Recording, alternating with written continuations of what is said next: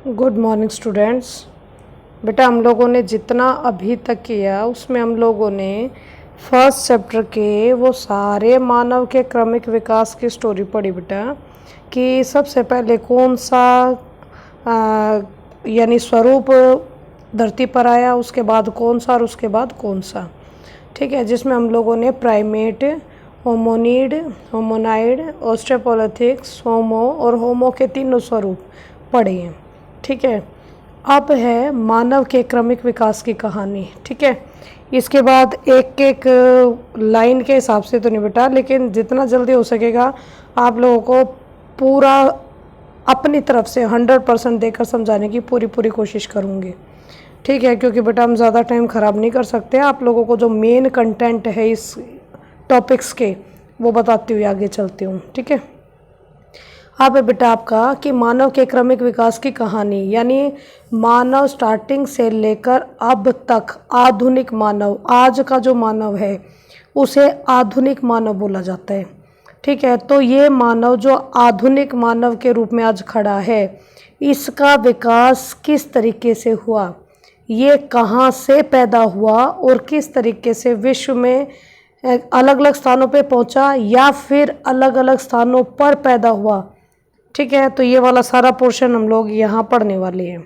Okay बेटा, तो यहाँ से शुरू होता है कि आप लोग ये फर्स्ट पैराग्राफ में तो बेटा ऐसा कुछ भी नहीं है जो पढ़ने लायक हो। सेकंड पैराग्राफ में देखिए, आधुनिक मानव का उद्भव कहाँ से हुआ, यानी आधुनिक मानव कहाँ से पैदा हुआ। इस प्रश्न पर बहुत सारे विवाद हैं। इस पर दो मत प्रचलित हैं जो एक दूसरे से बिल्कुल विपरीत हैं, यानी एक दूसरे से बिल्कुल उल्टे हैं। इनमें से पहला मत है क्षेत्रीय निरंतरता मॉडल। बेटा जी बहुत ध्यान से देखना, क्षेत्रीय निरंतरता मॉडल ये हमारा पहला मॉडल है। ठीक है, इस मॉडल में क्या है वो आगे बताऊंगी, अभी बता दिया तो सस्पेंस खत्म हो जाएगा। क्षेत्रीय निरंतरता मॉडल को मानता है, यानी पहले जो विचारधारा है वो इस मॉडल को मानती है, और जिसके अनुसार अनेक क्षेत्रों में अलग अलग मनुष्यों की उत्पत्ति हुई। और दूसरा मत है प्रतिस्थापन मॉडल। प्रतिस्थापन मॉडल, ठीक है, यानी पहला था आप लोगों का क्षेत्रीय निरंतरता मॉडल, दूसरा प्रतिस्थापन मॉडल। ये दो तरह के मॉडल हैं, इन्हीं का इस्तेमाल करके हमारे इतिहासकार कहते हैं कि मानव का विकास इन्हीं दो मॉडलों से हुआ। अब 100% किससे हुआ ये तो कोई नहीं बोलता, लेकिन भाई 90%, 80-90% कौन से हुआ वो जरूर यहाँ तुम्हें देगा। ठीक है, अब ये कहता है कि प्रतिस्थापन मॉडल का समर्थन करता है, जिसके मुताबिक मनुष्य का उद्भव एक ही स्थान यानी कि अफ्रीका में हुआ। यह तर्क वर्तमान मानव में दिखने वाले लक्षणों की क्षेत्रीय विविधताओं पर आधारित है कि मनुष्य एक ही स्थान पर पैदा हुआ। यानी कि प्रतिस्थापन मॉडल को देखते हुए सभी हमारे इतिहासकारों का मानना है कि व्यक्ति एक ही जगह पैदा होकर विश्व के अलग अलग स्थानों पर पहुंचा है। ठीक है, ये क्यों कह रहा है ऐसा, क्योंकि ये कहता है कि हर मानव में एक बात, सभी बातें इक्वल है। सभी की दो आंखें हैं, सभी का एक नाक, एक मुंह है, दो कान है, दो हाथ है, दो पैर हैं। ठीक है, तकरीबन सभी लोगों में एक जैसे लक्षण पाए जाते हैं। ठीक है, लेकिन वो अलग अलग स्थानों पर पहुंच गए हैं। अब ये क्षेत्रीय निरंतरता मॉडल बता रहा बेटा, तुम्हें ध्यान से सुनिएगा। क्षेत्रीय निरंतरता मॉडल के अनुसार भिन्न भिन्न प्रदेशों में रहने वाले होमो सैपियंस, मैंने पहले भी बताया था बेटा कि हम लोग होमो सैपियंस की संस्थान है, यानी ये चिंतनशील मनुष्य हुआ करते थे। ठीक है, वो है होमो सैपियंस का आधुनिक मानव के रूप में विकास धीरे धीरे अलग अलग रफ्तार से हुआ, और इसलिए आधुनिक मानव दुनिया के भिन्न भिन्न भागों में पहली मर्तबा अलग अलग स्वरूप में दिखाई दिया। ठीक है, यानी क्षेत्रीय निरंतरता मॉडल के अनुसार ये बात करता है बेटा कि जो मानव है ये विश्व के अलग अलग हिस्सों में पैदा हुआ, और अलग अलग हिस्सों में रहने की वजह से ही उनमें कुछ, यानी चीजें भले ही सबकी एक जैसी है लेकिन फिर भी कुछ लक्षणों में विभिन्नताएं तो दिखती ही हैं। ठीक है भाई, अगर मैं कहूँ कि चाइनीज़ है, तुम्हारे जापानीज़ हैं, मीची मीची सी आंखें हैं, ठीक है, इंडियंस की तो नहीं है। ओके। या फिर किसी का मुंह बड़ा, वो कहते हैं ना कि एक थप्पड़ मारा मुंह पे और वो पिचक गया, कुछ ऐसा है। लेकिन इंडियंस का तो ऐसा नहीं है। ठीक है, तो ये कहता है कि लक्षण बेशक तुम लोगों को सब एक जैसे नजर आते हो, लेकिन उसके बावजूद भी उनमें कुछ भिन्नताएं पाई जाती हैं। और ये क्षेत्रीय निरंतरता मॉडल के आधार पर वो कहता है, ये बात बिल्कुल सही है कि पूरी की पूरी जितने भी धरती है आपकी, उस पर अलग अलग जगह मानव पैदा हुए, एक जगह पैदा नहीं है, अलग अलग जगह पैदा हुए। ठीक है, इस दृष्टिकोण के समर्थन में बोलने वालों के अनुसार ये उपयुक्त असमानताएं एक ही क्षेत्र में पहले से ही रहते आए होमो इरेक्टस और होमो हाइडेलबर्गेसिस समुदाय में पाई जाने वाली विभिन्नताओं के कारण है।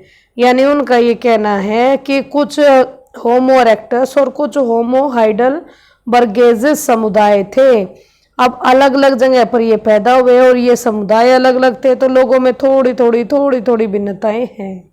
ठीक है, अब इससे रिलेटेड बेटा मैं तुम्हें एक दिखाती हूँ। ये देखो, ये जो आप लोगों को मॉडल नजर आया है, इस मॉडल में एक तो है आप लोगों का प्रतिस्थापन मॉडल, दूसरा है क्षेत्रीय निरंतरता मॉडल। ठीक है, जो प्रतिस्थापन मॉडल है उसमें आप लोगों को नजर आ रहा होगा बेटा कि जो मानव है ये केवल अफ्रीका में पैदा हुआ है।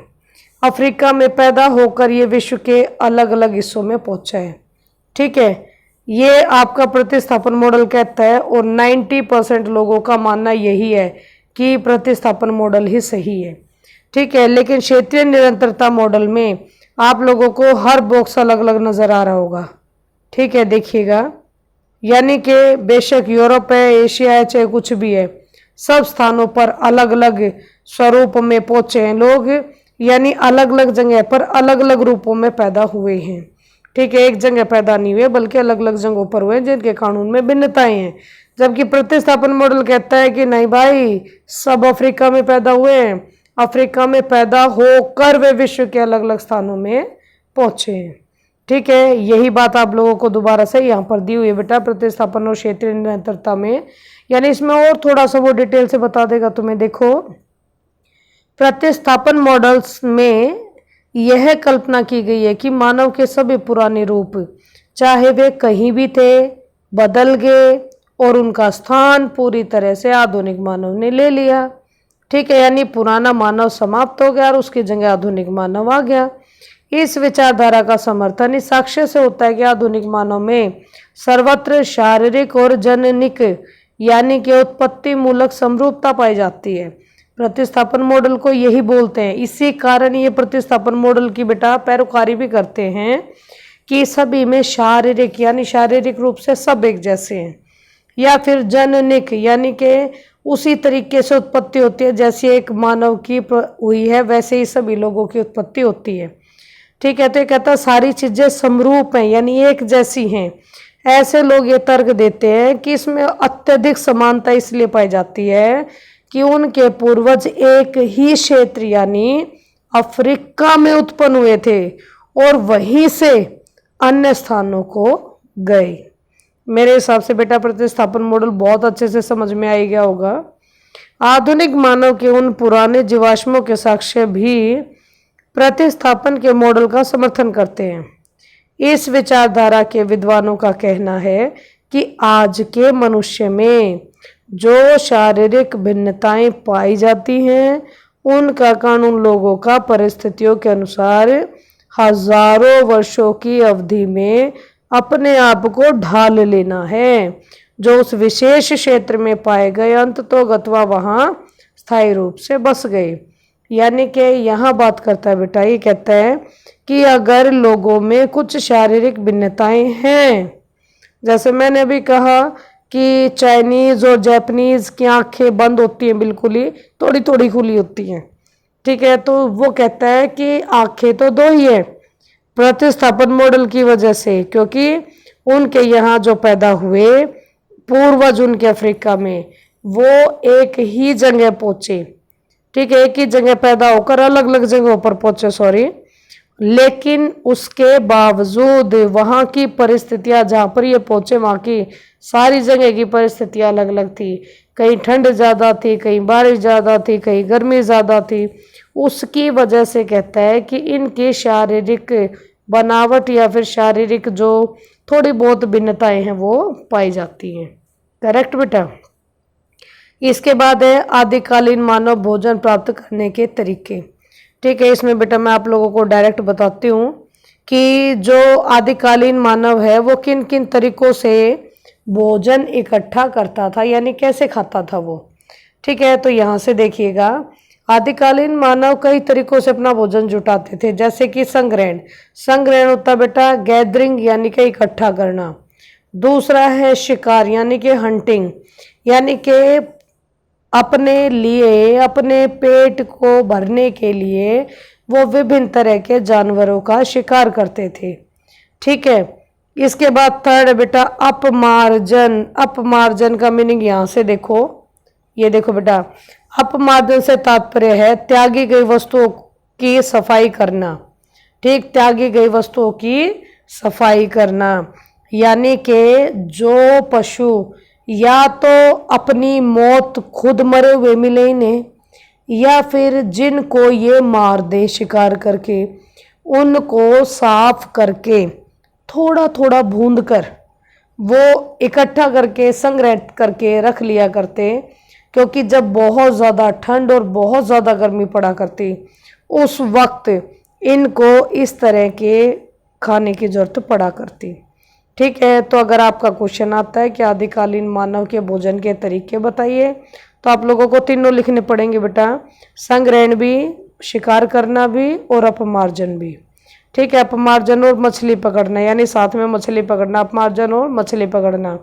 और मछली पकड़ने का काम भैया किस तरीके से करते थे, जैसे कि इनके पास जाल तो हुआ नहीं करते। ठीक है, जाल तो इनके पास हुआ नहीं करते। मान लो कि आप लोगों की ये नदी बहती हुई जा रही है। ठीक है, ये नदी कंटिन्यू बहती हुई जा रही है, यहाँ एक पेड़ है। ठीक है, नदी के किनारे उसकी जो झाड़ी यानी पूरी एक टहनी है, जो पूरी एक टहनी है जिसमें बहुत सारे पत्ते वत्ते लगे हुए होते हैं, बंदा इसके किनारे बैठता है और नदी के अंदर उस टहनी को डाल देता है। ठीक है, उस टहनियों में फंस के जो मछली आ जाती थी उन टहनियों में फंस जाती थी, उसको ये बाहर निकाल कर खाने का काम करते थे।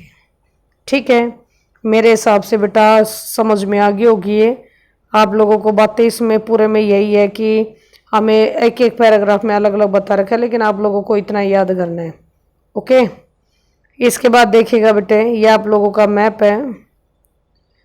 अब है पेड़ों से गुफाओं तथा खुले स्थानों पर आवास। ठीक है, जो प्रारंभिक मानव था, जो स्टार्टिंग का मानव था, वो पेड़ों से गुफाओं तथा खुले स्थानों पर आवास करता था, क्योंकि उसको पहले घर बनाना, झोपड़ी बनाना, ये सब चीजें नहीं आती थी। इसीलिए या तो पशुओं को देखा करते हैं कि पशु कैसे रहते हैं। पशु पेड़ पर रहते थे, आपके चट्टानों की गुफाओं में रहते थे, तो ये लोग भी अपने आप को सर्दी से, गर्मी से, इनसे बचाने के लिए गुफाओं में घुस जाया करते थे। ठीक है, या फिर पेड़ों पर ही रहते थे, पेड़ों पर ही सोते थे। ठीक, लेकिन धीरे धीरे करके इन्होंने अपने लिए झोपड़ी वगैरह बनवानी शुरू कर दी। ठीक है, यहाँ पर आप लोगों को फिलहाल सारे एग्जाम्पल्स दे रखे हैं, यहाँ कुछ नहीं है पढ़ने का बेटा। ये देखो थोड़ा सा कि ये लोग हमें कि एक जगह इकट्ठा रहते थे, उसके ये अवशेष दिख रहे हैं। ये देखिएगा बेटा, जो फर्स्ट आप लोगों को है, ये जो झूले की तरह एक तरफ से ऊंचा एक तरफ से नीचा दिखाई दे जा रहा है, ये है कि स्टार्टिंग यहीं से इसकी। इस चित्र में बेटा लोग शिल्प कृतियों सहित बहुत सारे क्रियाकलापों के चिन्ह छोड़ जाते हैं। मुझे लगता है बेटा कि अधूरा है।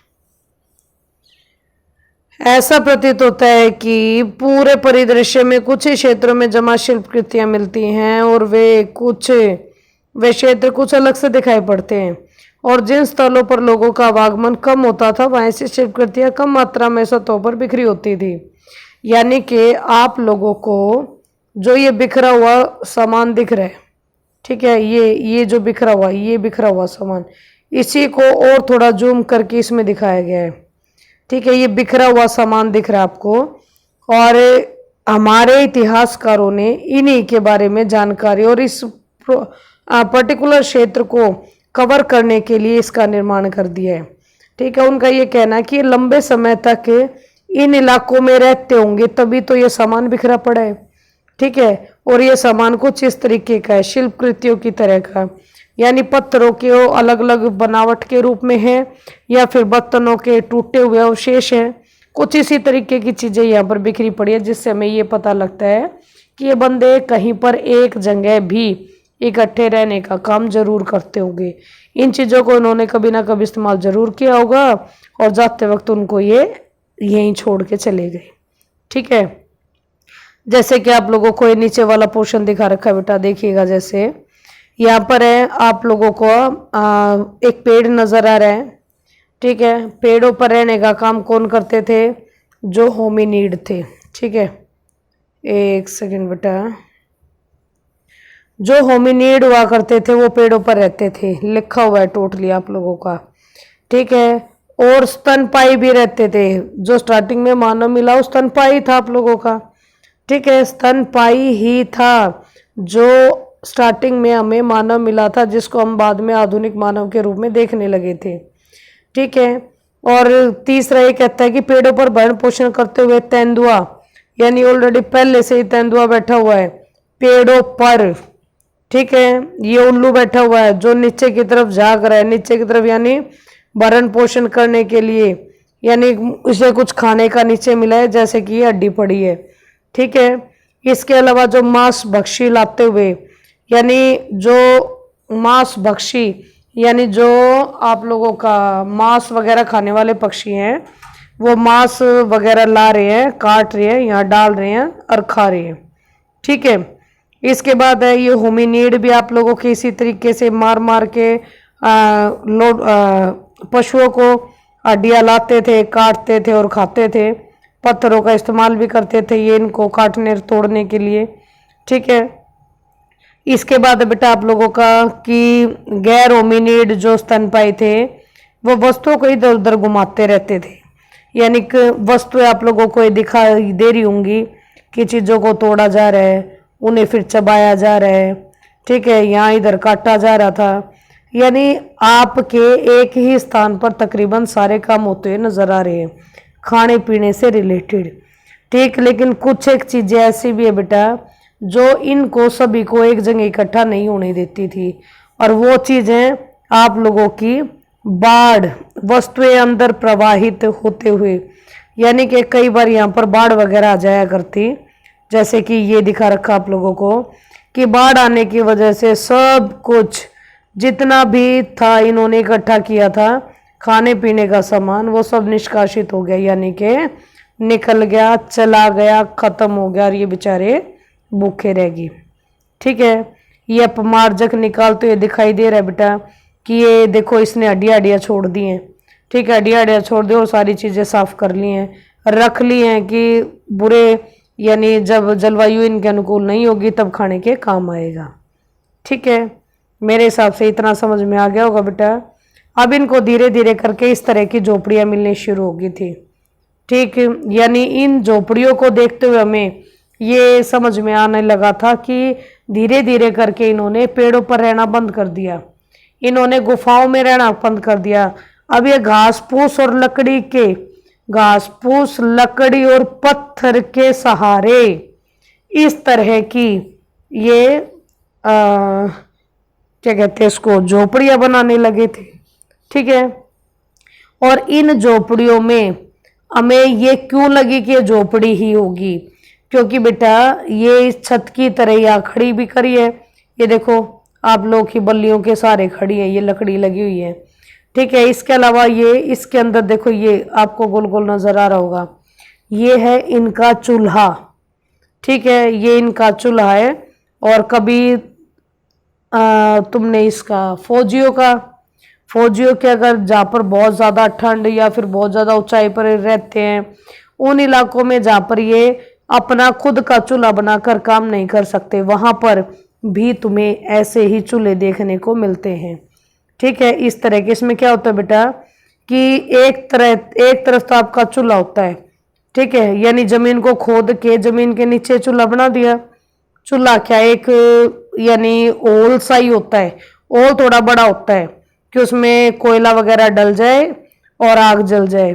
इसी के साथ धरती के नीचे लगती लगती यानी इस यहाँ तक आ जाए हवा, तो थोड़ा सा नीचे नीचे करके सुरंग की तरह करके और तकरीबन थोड़ी दूरी पर, थोड़ी दूरी इतना नहीं कि दुनिया भर की एक हाथ दूरी पर या 2 हाथ की दूरी पर, इतनी दूरी पर एक होल दूसरा मिलता है। यानी यहाँ से जो व्यक्ति है वो फूंक मारता है, ठीक है, हवा आपकी यहाँ से पास होती है और आग यहाँ जलती है। ये सब कुछ जमीन के नीचे नीचे ही हो रहा है, ठीक है। और ऊपर की तरफ ये यहाँ पर अपना पतीला वगैरह रखकर अपने लिए खाना पकाते हैं, ठीक है। ये तरीका पहले हमारे आदिवासी करते थे, आज हमारे फौजी लोग करते हैं जो विकट परिस्थितियों में रहते हैं, ठीक है। तो ये जो हमें मिली आप लोगों की झोपड़ी, इस झोपड़ी से हमें साक्ष्य मिले कि वो झोपड़ी में रहना सीख गया होगा, ठीक है। इसके बारे में पढ़ बेटा। यह टेरा अमाटा में पुनः निर्मित एक झोपड़ी का चित्र है। झोपड़ी के किनारों को सहारा देने के लिए बड़े बड़े पत्थरों का इस्तेमाल किया गया है, ठीक है। पत्थर तुम लोगों को यहाँ ये नजर आते होंगे, और फर्श पर जो पत्थर के छोटे छोटे टुकड़े बिखरे हुए हैं वे उन स्थानों के गोतक है जहां बैठकर लोग पत्थर के औजार बनाते थे। यानी कि इसके अंदर ही आपकी झोपड़ी के अंदर बैठकर लोग पत्थरों के औजार बनाते थे। ये बैठने के स्थान बना रखे हैं छोटे छोटे झोपड़ी के अंदर पत्थर रखकर, ठीक है। इसके बाद तीर के निशान से अंकित काली जगह चूल्हे को दर्शाती है, ये मैंने आप लोगों को बता ही दिया। आपके अनुसार इन स्थानों पर रहने वाले लोगों का जीवन पेड़ों पर रहने वाले लोगों के जीवन से किस प्रकार भिन्न होगा? बिल्कुल ही भिन्न होगा भाई, ठीक है। अब है तुम्हारा प्रारंभिक मानव यानी शुरुआती मानव ने औजारों का निर्माण कैसे किया, ठीक है। ये औजार कैसे बनाए उसने, तो सबसे पहले तो यहाँ से आप लोगों को यही देख लेना बेटा कि जो औजार थे ये पहले तो इस तरह के ही बना करते। ये देखो इसका जो आधार है बहुत चौड़ा चौड़ा है। अब सिंपल इस तरीके के चौड़े औजार का इस्तेमाल तो काफी कम हो सकता है, ठीक है, क्योंकि इसको कितना ही मार लो कोई जानवर तो मरने से रहा, ओके। लेकिन इसको धीरे धीरे करके नुकीला बनाना भी हमारे ये जो आदि मानव लोग हैं ये सीख जाएंगे। देखिए सर्वप्रथम ये याद रखना होगा कि औजारों का इस्तेमाल और औजार बनाने की क्रिया मानव तक ही सीमित नहीं थी, पक्षी भी कुछ ऐसी चीजें बना लेते थे, आज भी है। आप लोगों के जो पक्षी हैं वो इतना सुंदर तरीके से घोंसला बुनते हैं, कभी देखा हो तो ध्यान से। तो ये कहता है कि जो उन्हें भोजन प्राप्त करने, अपने आप को स्वच्छ और स्वस्थ रखने और सामाजिक संघर्ष में सहायता देने के लिए उपयोगी होते हैं। बिल्कुल होता है भाई, यानी औजार रहेगा तो सेफ रहेंगे। इसी प्रकार कुछ चिंपैंजी भी अपने भरण पोषण के लिए औजारों का इस्तेमाल करते हैं। जिन औजारों का चिंपैंजी इस्तेमाल करते हैं उन्हें वो खुद ही बनाते हैं, ठीक है। हालांकि मनुष्य में औजार बनाने के लिए कुछ विशेषताएं हैं जो वानर में नहीं पाई जाती, क्योंकि मानव के पास चिंतनशील दिमाग है, ठीक है। तो उसके औजार कुछ अलग होते हैं, जानवरों के औजार कुछ अलग होते हैं। अब ये कहता है कि जैसे कि हमने देखा कि कुछ विशेष प्रकार के शारीरिक और स्नायु तंत्रीय अनुकूलनों के कारण हाथ की कुशलता पूर्वक प्रयोग संभव हुआ था, ठीक है। हम लोगों ने पढ़ा था भाई, आप लोगों के होमिनिड हाथों का इस्तेमाल करने लगे थे, ठीक है, शायद याद आ गया होगा आप लोगों को भी। तो हाथ अब उसके कुशल हो गए थे और हाथ कंटिन्यू काम करने लगे थे, यानी अब ये पत्थर को पकड़कर उसको नुकीला करने का काम भी आसानी से कर सकते थे, ठीक है। जैसे देखो बेटा ये आप लोगों ने ऊपर आधार वाला देखा, इस आधार वाले में काफी चौड़ा है आप लोगों का, लेकिन उससे नीचे वाले औजार में देखो थोड़ा सा जो आधार है वो चौड़ा भले ही है लेकिन नुकीलापन आना शुरू हो गया था, ठीक है। इसके बाद यहाँ आप लोगों को दिखाई देगा कि एक प्रॉपर तरीके से निर्मित हुआ एक औजार दिखाई देने लग रहा है, यानी कहने को ये तीर की तरह काम करता था, ठीक है, कहने को ये तीर की तरह काम करता था। लेकिन यहाँ एक बात थोड़ी सी याद रखने लायक है कि जो ऑस्ट्रोपोलिथिक्स थे इन्होंने सबसे पहले पत्थर के औजार बनाए थे, ठीक है, ये छोटी सी बात थोड़ी सी याद रखने लायक है बेटा आप लोगों के लिए। और ये कहता है कि यानी पहले तो इस तरह के औजार बनते थे, लेकिन ये धीरे धीरे करके नुकीले होते गए, तीर कमान की तरह होते गए। ठीक है, तीर कमान की तरह हम इनका इस्तेमाल करने लगे। और इसमें कहाँ है बेटा ये कि ये है तीर कमान, यानी औजार कुछ तीर कमान की तरह इस्तेमाल होने लगे। पहले हम सिर्फ पत्थरों से बनाते थे, अब हम हड्डियों से भी बनाते हैं। ठीक है, उससे ये कहता है हड्डियां निकाल दी जाती थी, उन्हें सुखा लिया जाता था और हल्का सा सेकते उसे सुरक्षित रख लिया जाता था। ठीक है, बाद में उसे खाद को बाद में खाया जा सकता था, यानी सुरक्षित करके शिकार करते थे, मारते थे, हड्डियां निकाल लिया करते थे और जो बचता था उसे सुखाकर हल्का सा सेक कर सुरक्षित रख लेते थे और बाद में खाया करते थे। ठीक है, उसमें ये इस तरह के औजारों का इस्तेमाल करने लगे। ये ज़्यादा कारगर साबित हुए बेटा। ये कारगर इसलिए साबित हुए क्योंकि ये काफ़ी नुकीले थे। ठीक है, इसके बाद बेटा इन्होंने रोएदार खाल को सीलने के लिए भी अब सुई का आविष्कार भी कर दिया था। ठीक है, यहीं से पढ़ोगे आप लोग। सुई का आविष्कार सिले हुए कपड़ों का साक्ष्य में 21,000 वर्ष पहले मिला, यानी कि सुई के आविष्कार के बाद हम लोगों को कपड़ों के सीलने के साक्ष्य मिले। फिर हमें नुकीले ब्लेड मिले, ब्लेडों से हड्डी, सींग, हाथी दांत, लकड़ी, इन सब पर नक्काशी वगैरह होने लगी थी। जैसे कि ये देखो बेटा, पंच ब्लेड तकनीक आप लोगों को नजर आ रही होगी। इसमें जो कै पार्ट है आप लोग ध्यान से सुनिएगा, इन्हीं को देख के आप लोग ढंग से समझ जाओगे। जो ये कै है इसमें, जिसमें ये व्यक्ति दोनों हाथों से पकड़े हुए हैं, ये कहता है एक बड़े पत्थर के ऊपरी सिरे को पत्थर के हथौड़े की सहायता से हटाया जा रहा है, यानी कि एक पत्थर की सहायता से दूसरे पत्थर को नुकीला बनाया जा रहा है। ठीक है, दूसरा ये ख पार्ट में कहता है कि इससे एक चपटी सतह तैयार हो जाती है। चपटी सतह यानी कि ये बेस वाली सतह। ओके, एक बार ढंग से तुम्हें दिखाई देते बेटा, रुको 2 मिनट। यानी ये जो चपटी सतह है ये वाली निर्मित हो जाती है इस ब्लेड के माध्यम से। ठीक है, इसके बाद आप लोगों की गै है बेटा, गै थोड़ा नीचे लाना पड़ेगा। गै में फिर इस पर हड्डी या सींग से बने हुए पंच और हथौड़े की सहायता से प्रहार किया जाता है। ठीक है, यानी पहले ये ख वाले पोर्शन में ये बीच में से तोड़ लिया था और देखो अब आप लोगों को ये छेनी नजर आ रही होगी। छेनी का आविष्कार भी इस वक्त हो चुका था। छेनी के माध्यम से अब इसको नुकीला और अलग अलग किस्म का तैयार करने की कोशिश की जा रही है। ठीक है, और जो बेटा तुम्हारा घै पार्ट है ये अलग अलग शल्क निकल चुके हैं, यानी ये छोटे छोटे पत्थरों के शल्क निकल चुके हैं। यानी इसी पत्थर में से ये छोटे छोटे, एक ये और एक ये अलग किया हुआ है, यानी ये अलग किया, इसका मतलब ये इतना नुकीला तैयार कर चुके हैं ये पत्थर से। अब इसको इस्तेमाल करेंगे जानवरों का शिकार करने में। और जो लास्ट वाला है बेटा, इसमें देखो इसने इस पतले से औजार से, ठीक है, इस तरह के हथौड़े से कितनी सुंदर नक्काशी है ये देखिएगा थोड़ा ध्यान से।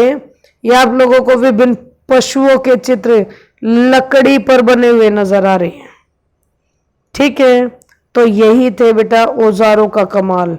इस तरह के औजार आप लोगों को खूब मिलते थे।